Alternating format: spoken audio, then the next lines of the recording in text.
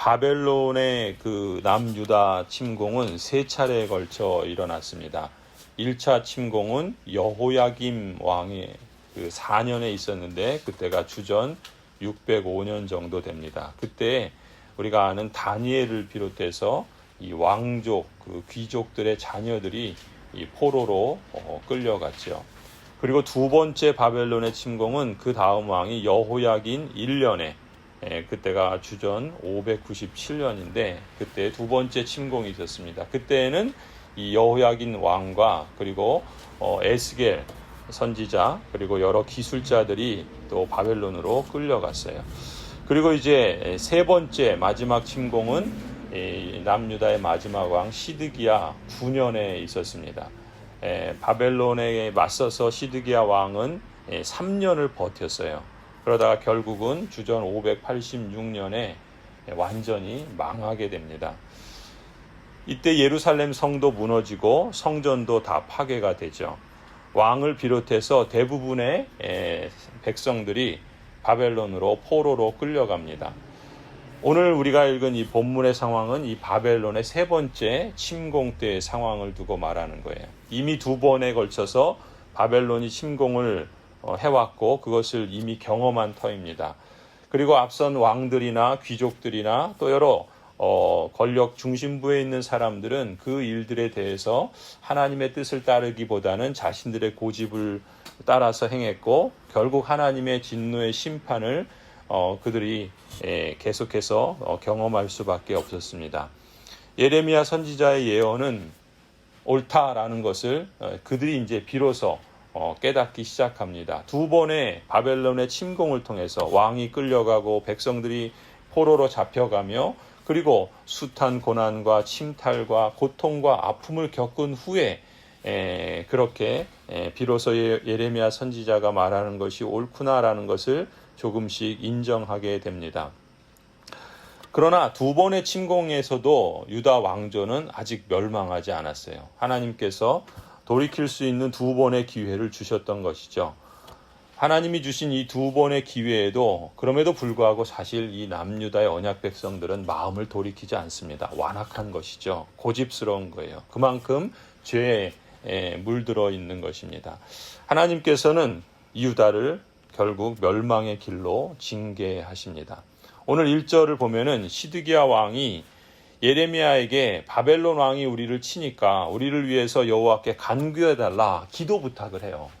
그동안은 무시하고 비아냥거리고 또 그렇게 조롱하던 사람들이 이제 죽음이 임박한 것을 앞두고서 이제 선지자를 찾으며 기도를 부탁을 합니다. 말하자면 도고 기도를 해달라고 부탁을 한 것이죠. 이전에는 전쟁이 일어나지 않는다고 우리는 하나님의 택하신 백성이라고 철석같이 믿으며 이제 그런 일은 있을 것이 아니다라고 자부심하고 자신들은 이미 철옹성 같은 그곳에서 살면서 자신들이 갖고 있는 그 힘과 권력, 그 단맛을 잃지 않기 위해서 어떻게든지 그렇게 버티다가 결국 이런 지경에까지 이르게 된 것이죠. 그래서 자신들의 기대와 다른 말씀을 전하는 이 예레미야 선지자를 급기야는 죽이기까지 하려고 했고 그렇게 모의를 했던 사람들입니다. 그리고 그것을 실행했던 사람들이죠. 그런데 이제 세 번째 전쟁이 일어나고 그리고 이제 멸망이 앞둔 것을 임박한 상황에서 급한 마음에 시드기야 왕이 예레미야에게 기도를 부탁하는 거예요.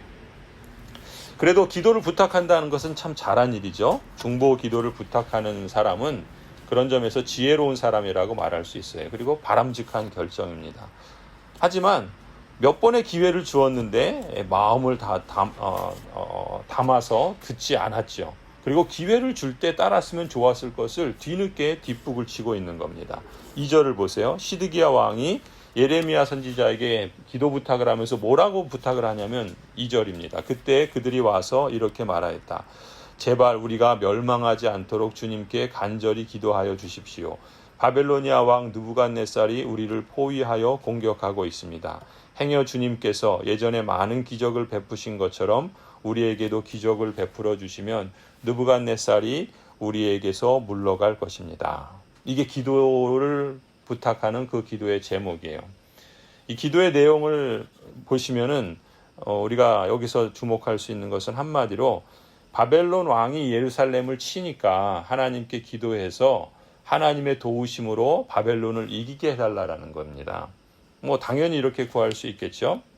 근데 보세요.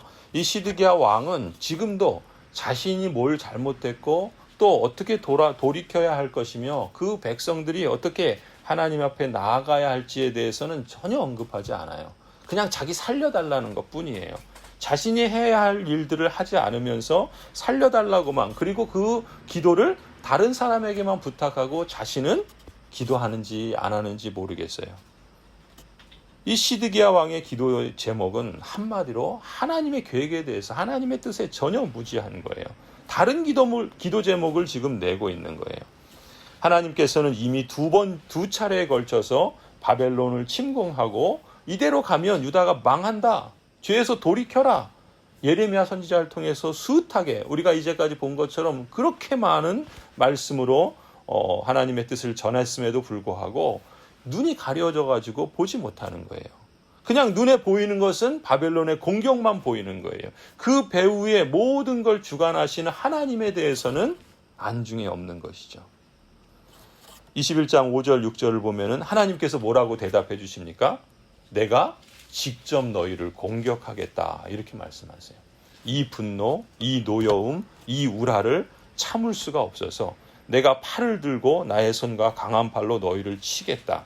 사람이나 짐승을 가리지 않고 이 도성에 사는 모든 것을 칠 것이니 그들이 무서운 연병에 걸려 몰살할 것이다.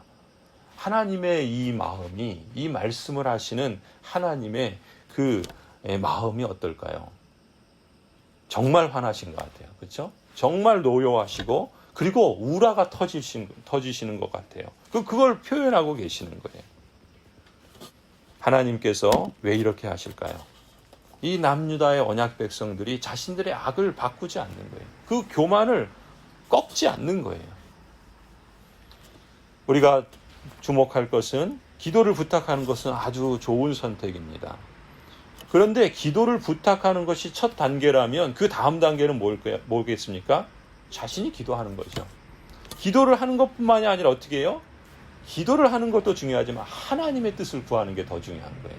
하나님이 뭘 원하시는가? 하나님이 기뻐하시는 뜻이 무엇인가? 그리고 내가 그 뜻을 따라서 구하고 그 뜻을 따라서 행하는 것이죠. 이때 가장 중요한 마음과 자세는 무엇이겠습니까? 내가 원하는 대로가 아니라 하나님이 나에게 원하시는 것을 듣고자 해야 돼요. 내 귀를 열어야 되고 내 마음을 열어야 되고, 그래서 하나님께서 말씀하시는 것을 가만히 들어야 돼요. 그리고 그 말씀하시는 것을 통해서 하나님의 뜻이 무엇인가를 알아야 되겠죠. 하나님의 마음을 알아야 하는 것이에요. 하나님께서는 그 말씀을 통해서 밝혀주시고 선명하게 들려주시는 거예요. 인생을 살아가는 모든 사람들 앞에 하나님께서는 늘 두 길을 주십니다. 생명의 길과 사막의 길을 두세요. 예레미야 21장 8절에 보면은 뭐라고 말씀하십니까? 너는 이 백성에게 이렇게 전하여라. 예레미야 선지자를 통해서 말씀하세요. 나 주가 말한다. 내가 너희 앞에 생명의 길과 죽음의 길을 둔다. 성경에서 계시해 주신 영원이라는 관점, 하나님의 작정이라는 관점에서 우리가 분명하게 아는 사실은 뭡니까? 하나님께서 택하시고 부르신 하나님의 자녀들을 향한 하나님의 뜻과 작정은 재앙이 아니죠. 번영입니다. 미래에 대한 희망을 주시는 거예요. 이제 그 29장 11절에 그것을 명백하게 말씀하시죠. 예레미야 29장 11절에 가면 하나님 이렇게 말씀하세요. 너희를 두고 계획하고 있는 일들은 오직 나만이 알고 있다. 내가 너희를 두고 계획하고 있는 일들은 재앙이 아니라 번영이다. 너희에게 미래에 대한 희망을 주려는 것이다. 나 주의 말이다. 하나님의 마음은 이거예요. 이러한 하나님의 뜻과 작정은 이 역사라는 매일의 삶을 살아가는 현장에서는 역설적으로 들리겠지만 이 세상에서 죽는 것이 오히려 사는 길임을 보여주시는 거예요. 오늘 9절에 말씀하시죠. 이 도성 안에 머물러 있는 사람은 전쟁이나 기근이나 연병으로 죽을 것이다. 하나님께서 징계하시고 심판의 손을 거두지 않으세요. 그런데 하나님의 그렇게 행하심에 대해서 이 백성들이 가져야 될 마음은 무엇인가? 자신의 죄를 돌아보고 하나님의 뜻을 적극적으로 찾고, 그래서 하나님이 기뻐하시는 삶을 하나님께 구하며 그 하나님의 뜻을 따라 합당하게 책임 있게 응답하며 살아가는 삶의 길을 걸어가는 것이죠.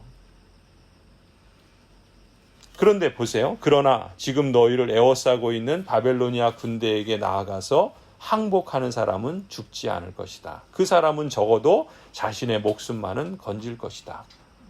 하나님께서 뭐라고 말씀하세요? 항복하는 사람이 죽지 않을 것이다 라고 말씀하세요. 무슨 얘기입니까? 이 바벨론이라고 하는 이 세상이 자랑하는 성에 사로잡혀 있는 사람, 이 멸망으로 치닫는 세상의 성에 미련을 버리지 못하는 사람, 이 세상의 방식, 세상의 흐름이라는 이 성읍에 거주하고 안주하려는 사람은 바로 그 세상이라는 전염병에 의해서 죽게 될 것이다 라는 거예요. 하지만 하나님께 항복하는 사람은 죽지 않는다라는 것이죠. 모든 사람이 다 죽어도 하나님께 나아가서 하나님의 뜻에 순복하여 그 하나님의 뜻을 순종하기로 항복하는 사람은 살게 된다는 거예요. 다 죽는 것 같지만 다 죽지 않습니다. 성도 여러분, 하나님께서 택하신 성도나 하나님께서 버리신 유기된 자나 누구나 세상에 내리는 하나님의 심판이라는 용광로를 피할 수는 없습니다. 하나님의 선택을 받은 성도는 하지만 성도라는 자기 정체성을 확고히 인식하기 때문에 이 하나님의 심판이라는 용광로를 지날 때 하나님 앞에서 기꺼이 인간적인 판단과 계산을 버릴 수 있는 거예요. 하나님께서 심판이라는 도구로 강하게 역사하실 때는 오히려 철저하게 하나님의 뜻을 따라 살고자 한다라는 것이죠. 지금 하나님께서 심판하시는 시간은 진정한 복을 주시기 위해서 세상의 불순물들을 제거하시는 시간이라는 사실을 알기 때문에 그렇습니다. 세상의 불순물로 가득한 이 예루살렘 성에, 이 예루살렘의 숲에 하나님께서 불을 지르시고 그 주변까지 다 태우시는 겁니다. 그렇게 하시는 하나님의 뜻은 하나님의 택하신 백성들과 그들이 거하는 예루살렘 성을 거룩한 백성, 거룩한 도성으로 정련하시는 데 있다는 것을 선명하게 붙잡는다는 것이죠. 하나님께서는 진노 중에도 하나님의 선하신 뜻과 거룩하신 손길을 결코 거두지 않으십니다. 하나님께서 택하신 성도들은 오직 하나님의 말씀을 믿고 신뢰하는 과정에서 사람들 앞에 놓인 생명의 길과 사망의 길을 더욱 선명하게 분별합니다. 어둠이 짙을수록 하나님의 빛은 더욱 밝고 선명하게 드러나기 때문에 그렇습니다. 그러므로 성도 여러분, 성도들이 받을 상속의 몫을 차지할 자격을 여러분에게 주신 아버지께 여러분이 빛 속에서 감사를 드리게 되기를 간절히 소원합니다.